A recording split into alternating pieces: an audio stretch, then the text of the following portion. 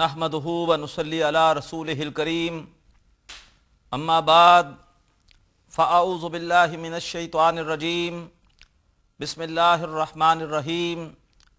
मोहतरम नाज़रीन, अस्सलामु अलैकुम व रहमतुल्लाहि व बरकातुहू। अल्हम्दुलिल्लाह के क्यू कैंपस के इस प्रोग्राम अरबी ग्रामर बराए कुरान फहमी में हमने ग्रामर के क़वाइद पढ़ने के बाद कुरान मजीद की एक सूरतुल हुजरात का तर्जुमा मुकम्मल किया। आज हम दूसरी सूरत यानी सूरतुल हदीद के तर्जुमे का आगाज़ कर रहे हैं।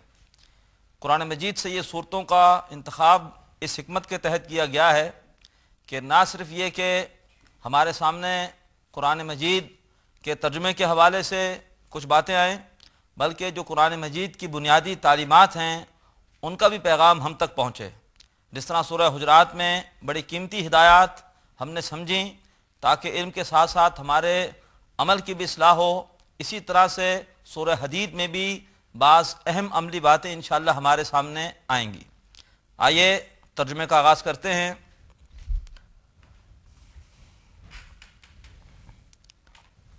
सूरह हदीद की पहली आयत है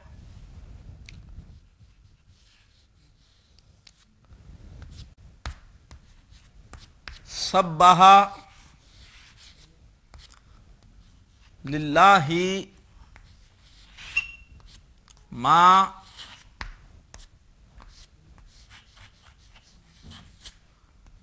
फिस समावाति वल अर्ज़ि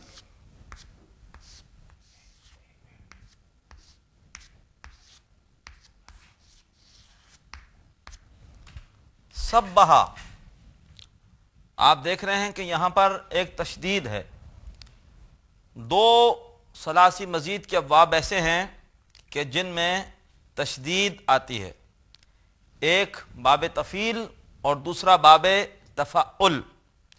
बाब तफ़ाउल में तशदीद के साथ एक ता भी होती है, यहाँ पर ता नहीं है, लिहाजा ये बाब तफ़ील है।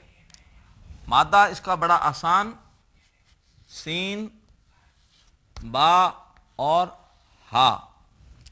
और बाबे तफ़ील में ये पहला ही सीगा है फ़ेल माजी का। बाबे तफ़ील का अगर आप चार्ट देखेंगे तो फ़अला युफ़अलु तफ़ईलन, माजी का पहला सीगा होता है फ़अला, मुज़ारे का होता है युफ़अलु। तो सब्बहा ये माजी का पहला ही सीगा है, माजी और वाहिद मुज़क्कर गायब। इसके माने होते हैं तस्बीह करना, पाकी बयान करना। सब्बहा माजी है, पाकी बयान की, पाकी बयान की। लिल्लाही, लिल्लाही मुरक्कब जारी, लाम हरफ जार और अल्लाह मजरूर, और इसके माने होते हैं लिए। पाकी बयान की अल्लाह के लिए। अब कौन पाकी बयान कर रहा है? सब्बाह का फ़ाइल कौन है? माँ। ये माँ मौसूला है और इसके माने होते हैं जो, माए मौसूला जो। पाकी बयान की अल्लाह के लिए उसने जो फिस समावाती, जो आसमानों में है। फिस समावात ये भी मुरक्कब जारी है, फी हरफ जार है और अस्समावात ये मजरूर है। और पिछली क्लास में हमने समझा था कि ये समाउन की जमा सालिम मुअन्नस है। समावातुन, समावातिन, समावातिन, इसका मतलब आसमान। पाकी बयान की अल्लाह के लिए उसने जो आसमानों में है। वल अर्ज़ी, वाव अतफ का है, इसलिए कि ये अतफ है एक इस्म पर। दो जुमलों के दरमियान जो वाव होता है वो इस्तिनाफ का होता है, ये अतफ का है। अर्ज़ी इससे मुराद ज़मीन, और फ़ी की वजह से ये भी मजरूर है। फ़ी के असरात समावात पर भी हैं और अर्ज़ पर भी हैं। तो तर्जुमा होगा پاکی بیان کی اللہ کے لیے ہر اس شے نے جو آسمانوں اور زمین میں ہے، یعنی کائنات میں جو بھی شے ہے وہ اللہ تعالیٰ کی پاکی بیان کر رہی ہے۔ مراد یہ ہے کہ وہ کہہ رہی ہے پکار پکار کر کہ اس کا خالق ہر کمی، ہر عیب، ہر نقص، ہر احتیاج، ہر کمزوری سے پاک ہے۔ اللہ تبارک و تعالیٰ بہت بڑا خالق ہے اور اس کی تخلیق میں کوئی کمی، کوئی نقص، کوئی عیب نہیں ہے۔ تسبیح بیان کی یا پاکی بیان کی اللہ کے لیے ہر اس شے نے جو آسمانوں میں ہے اور زمین میں ہے۔ آیت کا دوسرا حصہ ہے وَهُوَ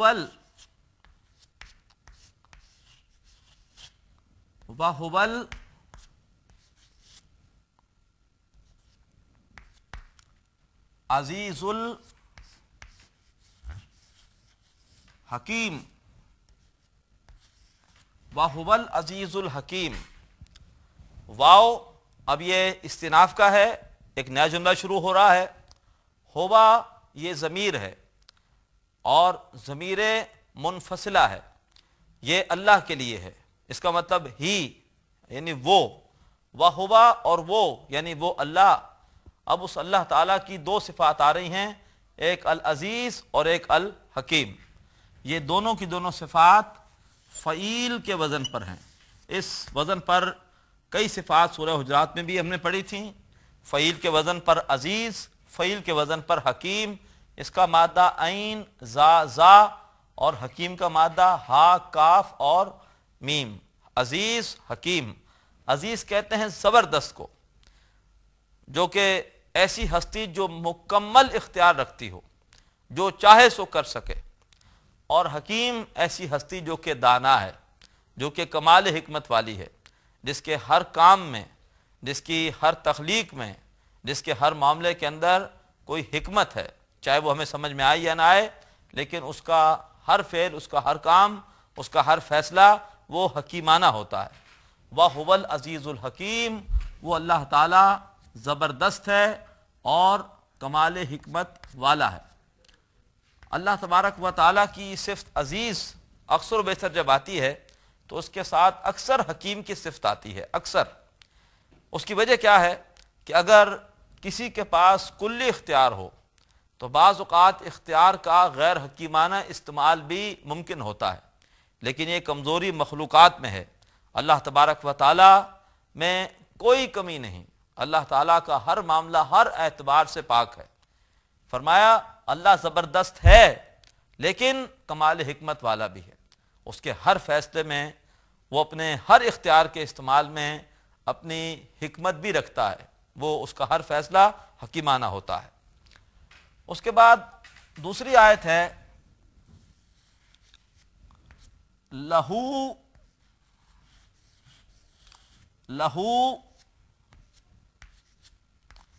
ملک السماوات،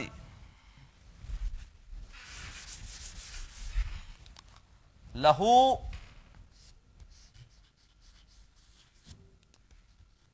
ملک السماوات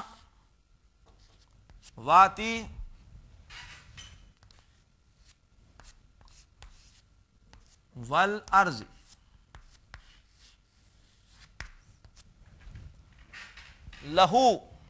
لہو پھر مرکب جاری ہے، لام حرف جار اور اس کے ساتھ ضمیر ہو۔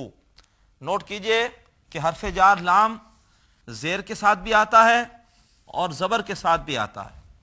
عام طور پر زیر کے ساتھ آتا ہے، لیکن جب اس کے بعد کوئی ضمیر ہو تو یہ زبر کے ساتھ آ جاتا ہے۔ لہو، لہم، لکم، معنی دونوں کے ایک ہی ہوتے ہیں، کے لیے۔ للہ اسی آیت میں آیا اور اب لہو اس سے پہلی آیت میں آیا اور لہو دوسری آیت میں آ رہا ہے۔ لہو اس کے لیے ہے ملک السماوات والارض۔ ملک السماوات، ملک کن کہتے ہیں بادشاہت کو، اور یہ ملک السماوات یہ مرکب اضافی ہے۔ ملک مضاف ہے، السماوات مضاف الیہ ہے، مضاف پر کبھی ال نہیں آتا، مضاف خفیف ہوتا ہے اس پر تنوین نہیں ہوتی، یا اگر تثنیہ یا جمع سالم ہو تو نون ہم گرا دیتے ہیں، اور مضاف الیہ پر ہمیشہ جر کی حالت ہوتی ہے۔ یہ مرکب اضافی کے قواعد ہے۔ تو لہو ملک السماوات، اس کے لیے ہے بادشاہت آسمانوں کی، یعنی اس کے لیے ہے آسمانوں کی بادشاہت۔ واو پھر عطف کا ہے، اور الارض یہ دوسرا مضاف الیہ ہے، ترجمہ ہوگا اس کے لیے ہے آسمانوں اور زمین کی بادشاہت۔ لہو ملک السماوات والارض، اس کے لیے ہے آسمانوں اور زمین کی بادشاہت۔ یہ اللہ کی ایسی صفت ہے کہ جس کو انسانوں کی اکثریت تسلیم کرنے پر تیار نہیں ہے۔ وہ اللہ تبارک و تعالیٰ کو خالق مان لیتی ہے، اللہ تبارک و تعالیٰ کو رازق مان لیتی ہے، لیکن اللہ کو بادشاہ ماننے کو تیار نہیں ہے، اللہ کی حاکمیت، اللہ کے قوانین، اللہ کی شریعت نافذ کرنے کو تیار نہیں ہے، بلکہ اس معاملے میں وہ اپنی منمانی کرتی ہے۔ اور آج دنیا میں بدقسمتی سے کوئی خطہ ایسا نہیں کہ جہاں پر ہم کہیں کہ وہاں پر اللہ کا قانون، اللہ کا عطا کردہ نظام یعنی خلافت کا نظام قائم ہو۔ یہ بہت بڑی ہماری محرومی ہے۔ اللہ تعالی ہمیں اس صفت پر اللہ تعالیٰ کی نہ صرف یقین عطا فرمائے بلکہ اس کے مطابق اپنے پورے نظام زندگی کو بھی اختیار کرنے کی توفیق عطا فرمائے۔ لہو ملک السماوات والارض، اسی کے لیے ہے آسمانوں اور زمین کی بادشاہت۔ یہ حصہ یہ آیت کا اتنا اہم ہے کہ یہ 2 مرتبہ آتا ہے سورہ حدید کی شروع کی آیتوں میں۔ آیت نمبر 2 میں بھی ہے، آگے چل کر آیت نمبر 5 میں بھی بالکل یہی الفاظ آئیں گے، لہو ملک السماوات والارض، اسی کے لیے ہے آسمانوں اور زمین کی بادشاہت۔ اس کے بعد فرمایا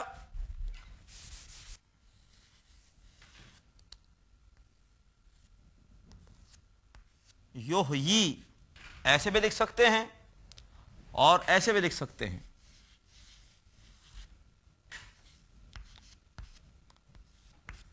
یحیی بات ایک ہی ہے، یحیی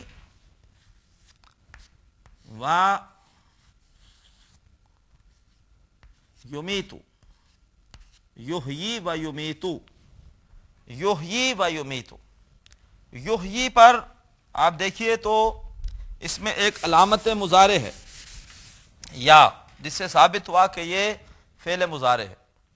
مزید نوٹ کیجئے کہ علامت مضارع پر پیش ہے، اور علامت مضارع پر پیش یہ 3 ابواب میں آتی ہے، باب افعال، باب تفعیل اور باب مفاعلہ۔ باب تفعیل میں علامت مضارع پر پیش بھی ہوتی ہے اور ایک تشدید بھی ہوتی ہے، یہاں تشدید نہیں لہذا تفعیل نہیں ہو سکتا۔ باب مفاعلہ میں علامت مضارع پر پیش کے ساتھ ایک الف ہوتی ہے، یہاں پہ الف بھی نہیں ہے لہذا یہ باب افعال ہے، اور مادہ اس کا ہے ہا، یا اور یا، اور یہ آپ کہہ سکتے ہیں کہ یہ مضاف ہے، اس کو لفیف نہیں کہیں گے، لفیف فعل تب ہوتا ہے، اس کو مضاف نہیں کہیں گے اس لیے کہ مضاف تب ہوتا ہے جبکہ اگر کوئی 2 حروف آ رہے ہوں ایک ہی جیسے مادے میں تو دونوں حروف صحیح ہوں، جبکہ یہاں یہ حروف علت ہیں، لہذا اس کو ہم لفیف کہہ سکتے ہیں، یہ لفیف ہے، اور یا پھر یہ اجوف یائی ہے اور یہ ناقص یائی ہے۔ بہرحال خطرناک مادوں میں سے ہے، ایسے مادے خطرناک ہوتے ہیں، مشکل ہوتے ہیں کہ جن میں واو یا حمزہ آ رہے ہوں۔ باب افعال میں پہلا ہی صیغہ ہے مضارع کا، باب افعال میں مضارع کا پہلا صیغہ ہوتا ہے یفعلو،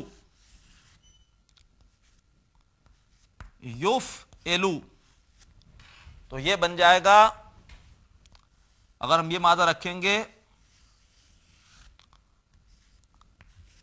یہ یو، یہ یو، اور اس کے بعد یہ حرکت چلی جائے گی پیچھے، لہذا یہ ہو جائے گا، حرکت پیچھے نہیں جائے گی بلکہ یہ جو ایک قاعدہ ہے لفیف کا یا ناقص کا کہ جب بھی یا مضموم سے پہلے زیر ہو تو وہ یا ساکن ہو جاتی ہے، تو یہ ساکن ہو جائے گی یا یہ والی. جب بھی یا مضموم یعنی یا پر پیش ہو اور اس سے پہلے زیر ہو تو وہ یا ساکن ہو جاتی ہے. تو یہ ہو جائے گا یو یی. اب چاہے تو ہم اس کو ایسے لکھیں اور چاہے تو کھڑے زیر کے ساتھ لکھیں. زیر اور یا ساکن مل کر کھڑی زیر بنا دیتے ہیں، لہذا اس کو ایسے بھی لکھ سکتے ہیں، ایسے بھی لکھ سکتے ہیں. تو یو ہی یہ باب افعال کا پہلا صیغہ ہے. اس کا مطلب ہے وہ زندہ کرتا ہے یا وہ زندہ رکھتا ہے. تو یو ہی وہی زندہ کرتا ہے.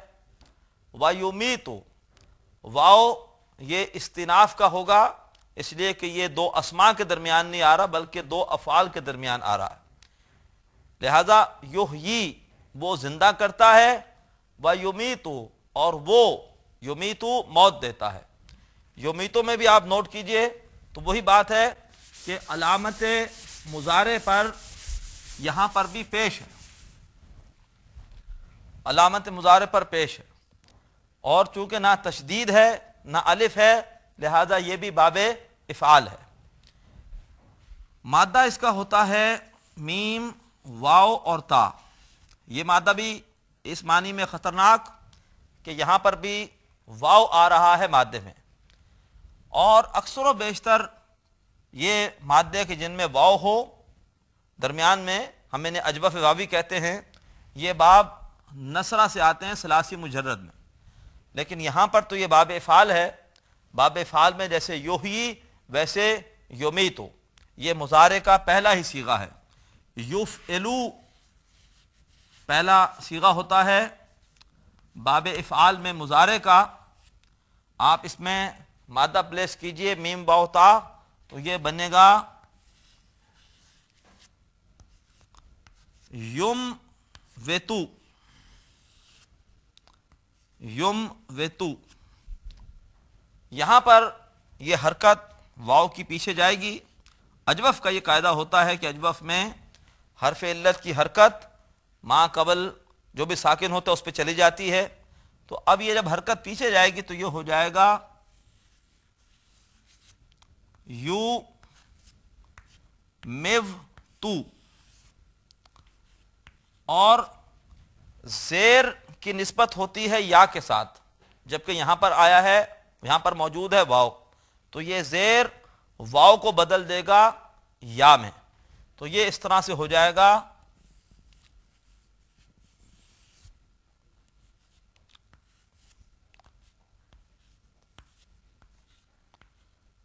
یمیتو. یمیتو یحیی وہ زندہ کرتا ہے، ویمیت اور وہ موت دیتا ہے، یعنی زندگی اور موت اسی کے ہاتھ میں ہے. لہو ملک السماوات والارض اسی کے لیے ہے آسمانوں اور زمین کی بادشاہت. وہ زندہ کرتا ہے اور وہ موت دیتا ہے. اور اس کے بعد آیت کے آخر میں فرمایا، بہت ہی آسان الفاظ آ رہے ہیں،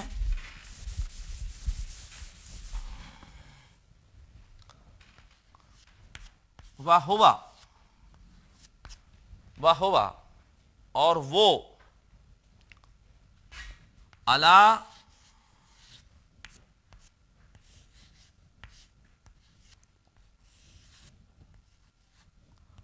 وَهُوَ عَلَى كُلِّ شَيْءٍ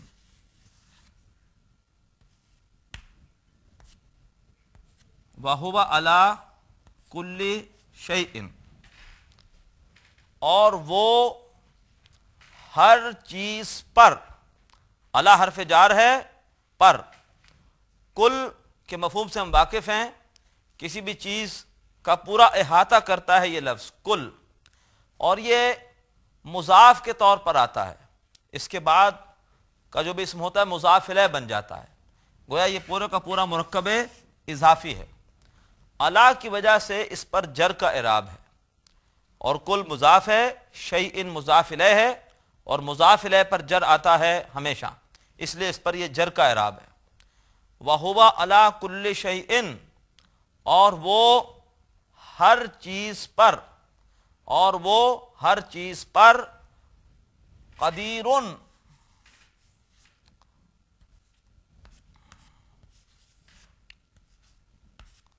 قدیرن یہ پھر فعیل کے وزن پر آ گئی، صرف ایک فعیل کے وزن پر. قدیرن قدرت رکھنا، فعیل کے وزن پر عزیز، حکیم، سمیع، بصیر. قدیر، اور وہ ہر چیز پر قدرت رکھنے والا ہے، وہ سب کچھ کر سکتا ہے. فرمایا لہو ملک السماوات والارض، اسی کے لیے ہے آسمانوں اور زمین کی بادشاہت.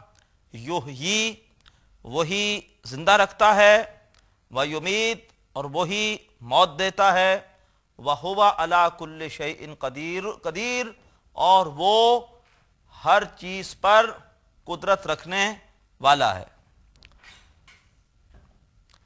محترم ناظرین، الحمدللہ کہ آج ہم نے سورۃ الحدید کا آغاز کیا اور ہم نے اس کی 2 آیتوں کا ترجمہ کیا.